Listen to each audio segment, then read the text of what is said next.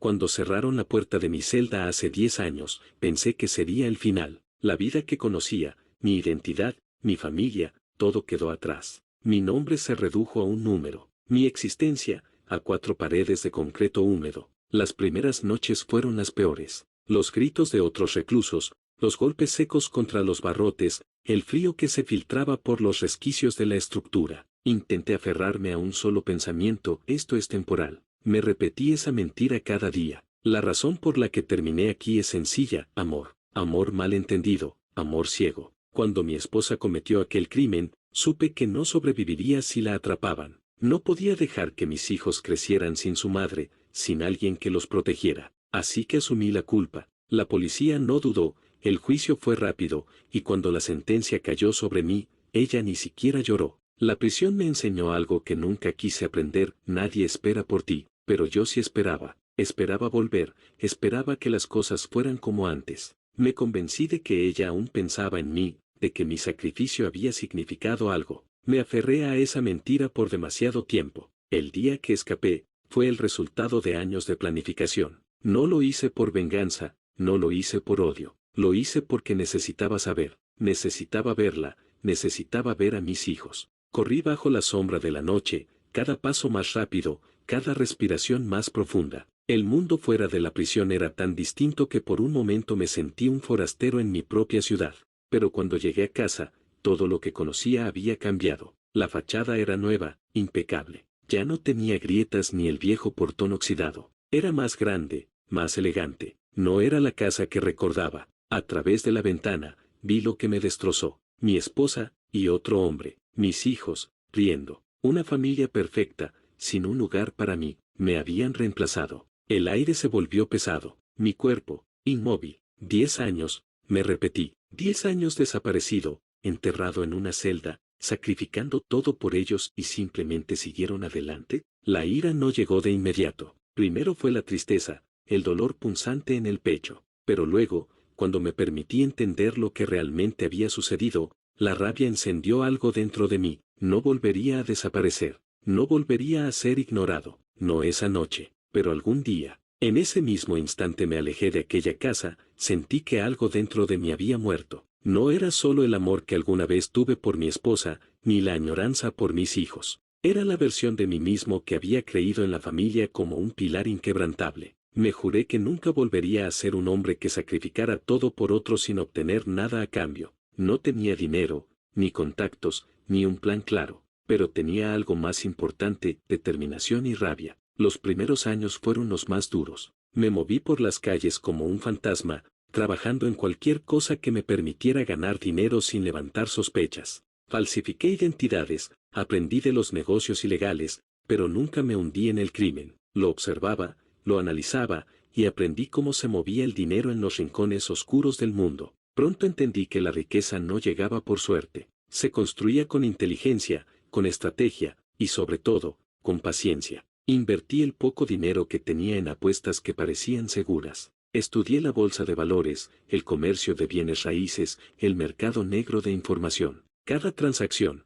cada movimiento, era calculado al milímetro. En menos de 5 años, tenía inversiones en empresas que jamás imaginé tocar. A través de intermediarios, adquirí bienes raíces, controlé mercados emergentes y me asocié con hombres que movían los hilos de la economía. No era solo dinero, era poder. Nunca volví a usar mi antiguo nombre. Me convertí en una identidad nueva, un hombre que el mundo veía como un millonario exitoso, pero cuyos pasos seguían ocultos en las sombras. El éxito no era suficiente. El dinero, el poder, la influencia, nada de eso podía borrar el vacío que quedaba en mi interior. No por ella, por lo que me hizo ser. No quería simplemente quitarle todo. No quería verla destruida de la noche a la mañana. Quería que sintiera lo que yo sentí. Así que mi venganza comenzó mucho antes de que ella se diera cuenta. Compré las deudas que tenía su esposo, sin que lo supieran. Comencé a infiltrar sus contactos, sus negocios, sus comodidades. Una empresa que solían contratar dejó de responder sus llamadas. Un inversionista que había prometido respaldo financiero retiró su apoyo sin explicación.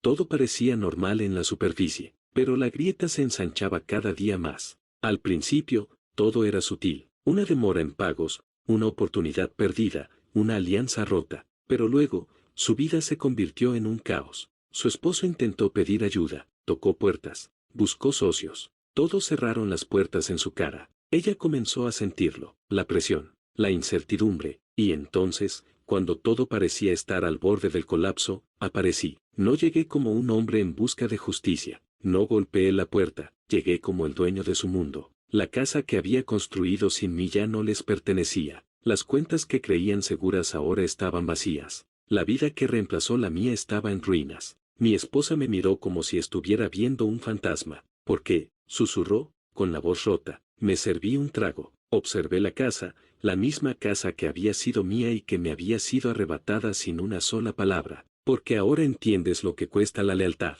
Su esposo estaba paralizado. No había salida para él. Les di lo que me dieron a mí, la incertidumbre, el vacío, la caída lenta. Había equilibrado la balanza. Les había demostrado que la lealtad no es un concepto vacío, que el precio de la traición siempre se paga. Pero mientras me alejaba, comprendí que aún había un capítulo que no había cerrado por completo. Mis hijos. No quería venganza sobre ellos. Quería reconstruir algo real con ellos, algo que nunca les inculcara el odio o el rencor, algo que les permitiera ser más fuertes que yo. Ellos no eran responsables de las decisiones de su madre, pero ¿estarían dispuestos a dejarme entrar en sus vidas? Sabía que no podía forzarlo. No podía aparecer de golpe y esperar que todo se resolviera con un abrazo. Así no funcionaba la vida. Observé desde lejos. Vi cómo mi hijo mayor cargaba responsabilidades que no le correspondían, cómo mi hija menor crecía en una realidad de incertidumbre. Me pregunté si la ausencia de su padre realmente les había afectado,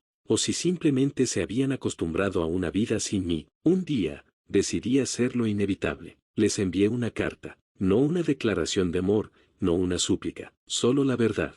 No espero que me perdonen, no espero que me entiendan, solo quiero que sepan que nunca los olvidé, y si alguna vez quieren conocer mi historia, estaré esperando. Pasaron semanas sin respuesta, creí que nunca llegaría, pero entonces, una noche, mi hijo apareció en mi oficina, solo. No hubo abrazos, no hubo lágrimas, solo una pregunta: ¿por qué hiciste todo esto? Miré a los ojos de aquel hombre que alguna vez fue un niño que cargué en mis brazos. No quería darle una versión decorada de la historia, porque me enseñaron que si no tomas el control de tu destino, alguien más lo hará por ti. No respondió, pero no se fue. Los meses pasaron, y poco a poco, mis hijos empezaron a conocer quién era ahora. Ya no era el padre que recordaban, pero tampoco era un extraño. Nunca les pedí que me aceptaran de inmediato. Nunca les pedí que entendieran todo. Solo les di tiempo. Mi hija tardó más en aparecer. Me miraba con cautela, como si todavía no supiera si confiar en mí o no, y la entendía. Pero el día que finalmente me llamó, papá, supe que todo valió la pena. No podía recuperar el tiempo perdido. No podía cambiar el pasado, pero podía construir algo nuevo. Y al final, eso era lo único que importaba.